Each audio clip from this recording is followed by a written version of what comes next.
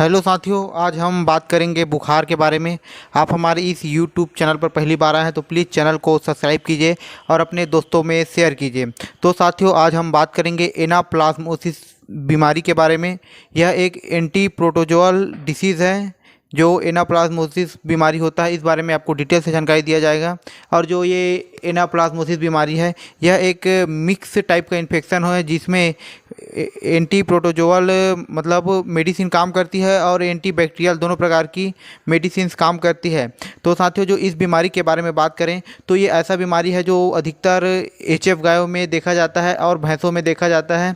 और यह बहुत ज़्यादा साल में एक बार अधिकतर भैंसों को देखा जाता है, क्योंकि जो भी मिल्किंग एनिमल है और जिनमें अधिक अधिक मात्रा में मतलब टिक्स रहते हैं, मक्खी रहती है, उनमें अधिक देखा जाता है, क्योंकि ये इनको फैलाने का कार्य करते हैं। और जो एनाप्लाज्मोसिस है, ये पशुओं में सबसे इसका मेन वो होता है कि पशुओं का दूध को कम कर देता है। क्योंकि दूध इसलिए कम होता है क्योंकि पशुओं को हाई फीवर रहता है। ये फीवर 105 से 106 तक चला जाता है। और ऐसा फीवर है जो एक दिन नहीं बल्कि हफ्तों तक रहता है। एक हफ्ता से ज़्यादा भी चला जाता है। और ये ऐसा बीमारी है कि कई महीनों तक रहते हैं, मतलब धीरे धीरे बढ़ता जाता है।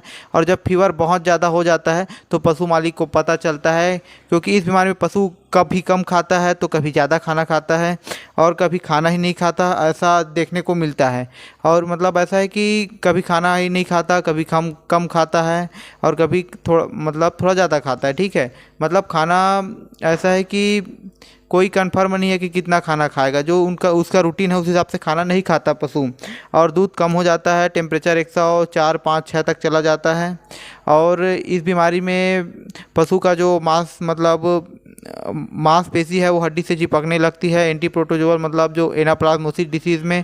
और कभी कभी डायरिया भी देखने को मिलता है। जो भी हमारे गाय हैं उसमें गाय में आपको डायरिया देखने को मिल सकता है, वो भी लास्ट कंडीशन में।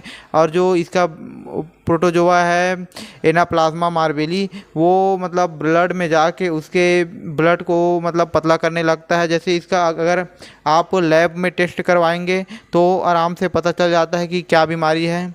तो आपको वो लैब टेस्ट करवाना चाहिए। आपको ईयर वेन से मतलब स्लाइड बना लेना चाहिए उसके ब्लड से। उसके बाद आपको इस बीमारी का इलाज करना चाहिए। तो ये बहुत ही मतलब पशु इसमें बच जाते हैं, डेथ के चांस बहुत कम ही रहते हैं। तो आपको जो ये सिम्टम्स बताए गए उस टाइप का सिम्टम मिलेगा कि पशु को लगातार बुखार रहता है और खाना नहीं खाता, दूध कम हो जाता है। ये मेनली ये 3 सिम्टम्स मिलेंगे। पशु कमज़ोर होते जाता है, धीरे धीरे बीमार पड़ते जाता है। ठीक है। और जो इसके अगर हम ट्रीटमेंट के बारे में बात करें तो आपको ट्रीटमेंट ये करना है कि इसमें कोई ज़्यादा महंगा इंजेक्शन नहीं लगता। इसमें सिर्फ एक इंजेक्शन लगता है, वो भी ऑक्सी टेट्रासाइक्लिन इंजेक्शन। आप इस इंजेक्शन को नॉर्मल सलाइन के साथ 500 ml नॉर्मल सलाइन लेना है। उसमें आप 30 से 40 ml ऑक्सी टेट्रासाइक्लिन डाल सकते हैं। आपको 10 kg बॉडी वेट के हिसाब से ऑक्सी टेट्रासाइक्लिन इंजेक्शन यूज करना है। और पशु के बॉडी वेट के हिसाब से आपको यूज करना है कि 10 mg पर kg बॉडी वेट के हिसाब से ऑक्सी टेट्रासाइक्लिन यूज करना है। और इसके साथ आपको नॉर्मल सलाइन के साथ ऑक्सी टेट्रासाइक्लिन को मिलाकर आपको देना है पशु को 2 से 3 दिन लगातार। या आप वीकली दे सकते हैं, उसमें भी चल जाएगा। या आप इससे अच्छा करें कि आप long active oxy tetracycline use कर सकते हैं, बहुत ही अच्छा रिजल्ट मिलेगा।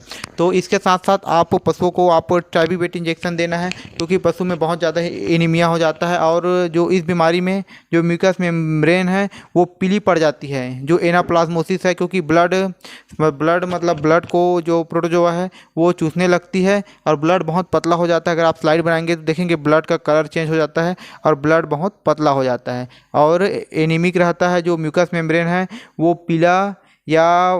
पीला होना स्टार्ट हो जाती है, आपको एनीमिक दिखेगा। तो इस प्रकार से आपको डायग्नोसिस करना है। और ट्रीटमेंट में आपको हमने बताया है कि ऑक्सी टेट्रासाइक्लिन यूज करना है 10 mg kg बॉडी वेट के हिसाब से। लॉन्ग एक्टिव भी यूज कर सकते हैं या आप 50 mg का यूज कर सकते हैं, 200 mg का। ठीक है, आपको नॉर्मल सलाइन के साथ यूज करना है। इसके साथ साथ आपको इंजेक्शन ट्राइबीवेट यूज करना है 15 ml। ठीक है, पशु के बॉडी वेट के हिसाब से आप 10 से 15 ml ट्राइबीवेट 2 से 3 दिन तक देना है। और इसके साथ साथ आपको टोनोफास्फेन इंजेक्शन देना है, क्योंकि फास्फोरस इंजेक्शन का बहुत ही रोल होता है पशु में और मिल्किंग एनिमल में तो बहुत ज़्यादा है, इसलिए आपको फास्फोरस इंजेक्शन यूज करना है। आपको 3 इंजेक्शन पशु को देना है और पशु बहुत अच्छे तरीक़ा से आपको रिकवरी मिलेगी। और इस प्रकार से रिकवरी मिलेगी कि आप बहुत खुश होंगे।